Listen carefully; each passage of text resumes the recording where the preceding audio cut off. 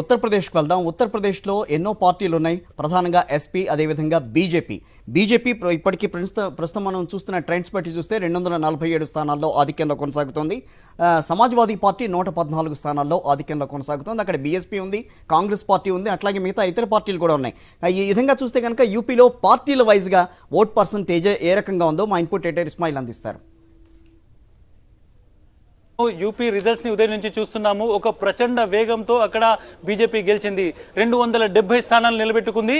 నిజంగానే ఇంత స్థాయిలో ఏ విధంగా బీజేపీకి ఓట్లు వేశారు అనేటువంటిది విపక్షాలతో సహా ప్రతి ఒక్కరూ దానిపైన లెక్కలు వేస్తున్నారు. అసలు ఏం చెప్తోంది యూపీ రిజల్ట్ అనేది మనం ఒకసారి చూసుకుంటే 2017లో చూద్దాం. 2017లో బీజేపీ గెలిచింది, 320 సీట్లతో గెలిచింది. అప్పుడు వాళ్ళ ఓట్ల శాతం 41.2. అదే ఒకసారి మళ్ళీ 2019 లోక్సభ స్థానాలకు వచ్చేసరికి దాదాపు 50% ఓట్లతో గెలిచింది. అంటే ఏదైనా ఒక పార్టీ ప్రజాస్వామ్యంలో ఎలక్షన్ జరిగేటప్పుడు 50% ఓట్లు సాధించినటువంటి సమయంలో డెఫినెట్గా ఆ పార్టీ అనేటువంటిది పూర్తి స్థాయిలో ఆ రాష్ట్రం మీద లేకుంటే దేశం మీద పట్టు సాధించిందని చెప్తారు. 50% ఓట్లు సాధించడం అనేటువంటిది ఒక సామాన్యమైనటువంటి విషయం కాదు. ఈసారి రిజల్ట్స్ ఎలా వస్తాయనేటువంటి దాని మీద చాలా లెక్కలు వేశారు. ప్రధానంగా చాలా ఎగ్జిట్ పోల్స్ వచ్చాయి. ఒకసారి మనం ఎలక్షన్ కమిషన్ డాటా చూద్దాము, ఏం చెప్తుందో డాటా. ఇప్పటివరకు వచ్చినటువంటి రిజల్ట్ చూసుకుంటే మొత్తం 403 సీట్లకు గాను ఇప్పటికే బీజేపీకి సంబంధించి 246 సీట్లు వాళ్ళు లీడింగ్ లో ఉన్నారు, గెలుస్తున్నారు అనేటువంటి డాటా చెప్తుంది. సమాజ్వాదీ పార్టీ 124 స్థానాల్లో లీడ్ ఉంది చెప్తుంది. కానీ ఓట్ల శాతం అనేటువంటిది ఇప్పటికీ చాలా ఇంపార్టెంట్ ఫ్యాక్టర్ గా ఉంది.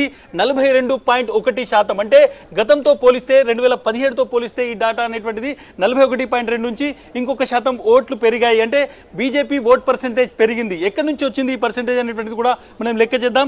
సమాజ్వాదీ పార్టీ 31.7%. అదేవిధంగా మనం ఇక్కడ చూడొచ్చు ఆర్ఎల్డీకి సంబంధించి ఆర్ఎల్డీ ఓట్ పర్సెంటేజ్ కూడా చూడొచ్చు 3.45%. అంటే రెండు కలిపితే దాదాపు 35%. మరొక చిన్న చిన్న పార్టీలు ఏవైతే సమాజ్వాదీ పార్టీతో ఉన్నాయో అవి మొత్తం కలుపుకుంటే దాదాపు 37-38%.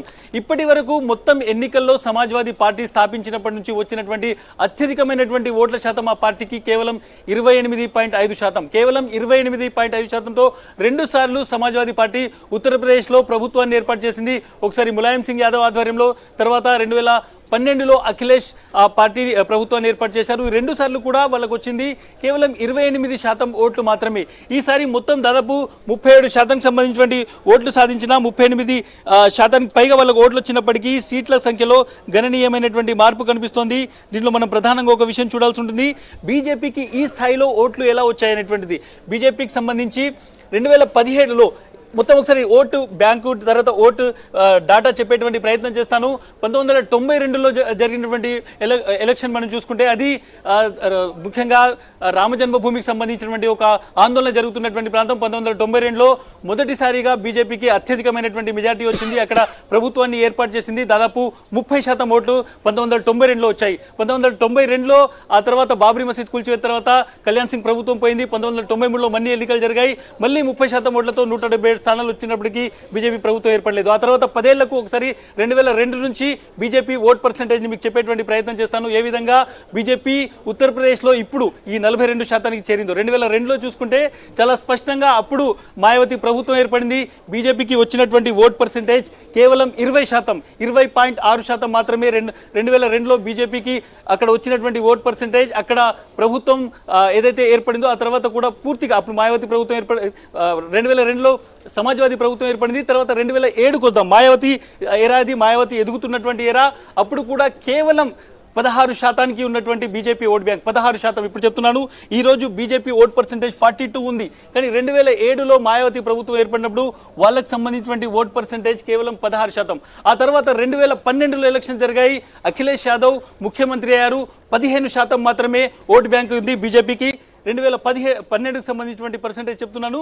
కానీ ఈరోజు 42%. అంటే ఏ విధంగా బీజేపీ ఎదిగింది అనేటువంటి ఇప్పుడు పర్సెంటేజ్ చూస్తున్నాం. ఆ తర్వాత 2017 వచ్చింది. 2017లో ఒక ప్రచండమైనటువంటి బహుమతితో అక్కడ బీజేపీ గెలిచింది. 2019లో 50%కు వచ్చింది. ఈరోజు 42%. ముఖ్యంగా ఈ ఓట్ బ్యాంక్లో చూసుకుంటే బీజేపీకి స్ట్రాంగ్గా ఉన్నటువంటి ఒక అప్పర్ క్యాస్ట్ ఓట్ బ్యాంక్ ఉంది. ఇందులో దాదాపు 14% బ్రాహ్మిన్స్ ఉన్నారు. 4% ఏదైతే చాలా కాలం నుంచి ఓటు వేస్తున్నటువంటి ఠాగూర్స్ ఉన్నారు. యోగి ఆదిత్యనాథ్ ఇదే క్యాస్ట్ నుంచి వస్తారు. దీంతో పాటు వైశ్యాస్ దాదాపు 20% అప్పర్ క్యాస్ట్ ఉంది. ఇది కాకుండా 2017 నుంచి బీజేపీకి ఓబీసీలలో ఏదైతే మార్జినల్ ఓబీసీస్ ఉన్నారో వాళ్ళు పెద్ద ఎత్తున 40% వరకు ఉన్నారు. వీళ్ళను నాన్ యాదవ్ ఓబీసీస్ అనేటువంటిది రాజకీయ పొలిటికల్ భాషలో చెప్తుంటారు. ఎందుకంటే యాదవ్ ఓట్ బ్యాంక్ అనేటువంటిది పెద్ద ఎత్తున బీజేపీ వైపు ముఖ్యంగా సమాజ్వాదీ పార్టీ వైపు ఉంటుంది. కాబట్టి ఈ నాన్ యాదవ్ ఓబీసీస్ అనేటువంటి వాళ్ళు బీజేపీకి అండగా ఉన్నారని చెప్తున్నారు. అదే ఓటు బ్యాంక్ ఇప్పుడు వీళ్ళను దాదాపు 42% తీసుకొచ్చింది. ఇంకొక ఇంట్రెస్టింగ్ ఓటు బ్యాంక్ గురించి చూపెడతాను. కేవలం 12.7% ఉన్నటువంటి బీఎస్పీ ఓట్ బ్యాంక్. బీఎస్పీ ఎన్నికల్లో గెలిచినా ఓడిపోయినా ప్రతిసారి 22% ఓటు బ్యాంక్ ఉంటుంది వాళ్ళకు. ఎందుకంటే ఒక ఖచ్చితమైనటువంటి ఒక బేస్ ఓట్ అది. అయితే ఈసారి ఇది కేవలం 12% కొంచెం అటు ఇటుగా కనిపిస్తోంది.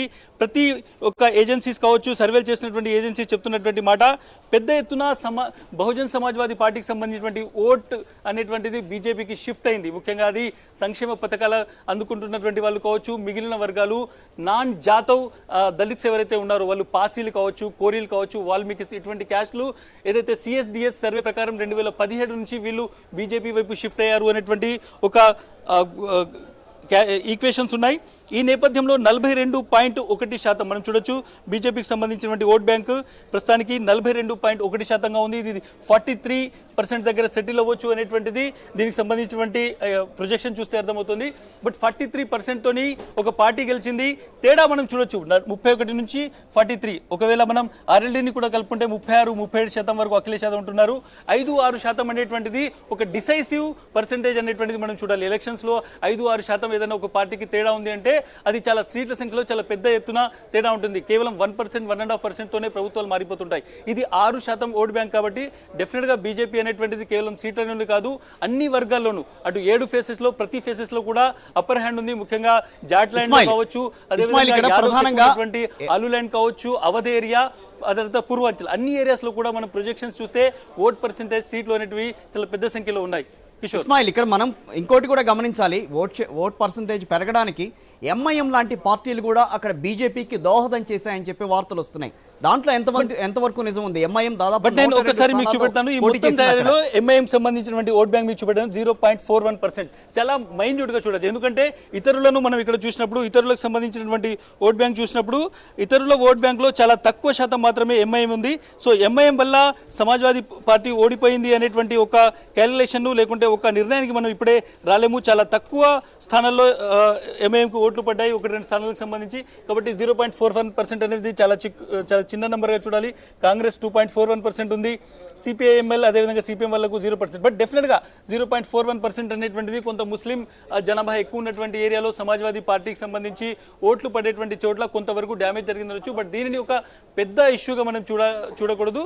డెఫినెట్గా ఒక 20% నుంచి 2017లో కేవలం 20% ఓట్లు తెచ్చుకున్నటువంటి అఖిలేష్ యాదవ్ ఇప్పుడు ఉన్నటువంటి ఎలక్షన్స్కి దాదాపు 36-37% వచ్చారు. అంటే ఒక 16-17% ఓట్ బ్యాంక్ని పెంచుకోగలిగారు. కానీ అది బీజేపీని ఓడించడానికి కావాల్సినటువంటి ఓట్ బ్యాంక్ కాదు. బీజేపీని ఓడించే స్థాయికి అది చేరుకోలేదు అనేటువంటిది మనకు నంబర్స్ డాటా చెప్తున్నటువంటి లెక్క. కాబట్టి డెఫినెట్గా బీజేపీ అన్ని ఏరియాస్లో తర్వాత అన్ని వర్గాలలో డెఫినెట్గా పెద్ద ఎత్తున ఒక ఓట్ బ్యాంక్ను తెచ్చుకుంది.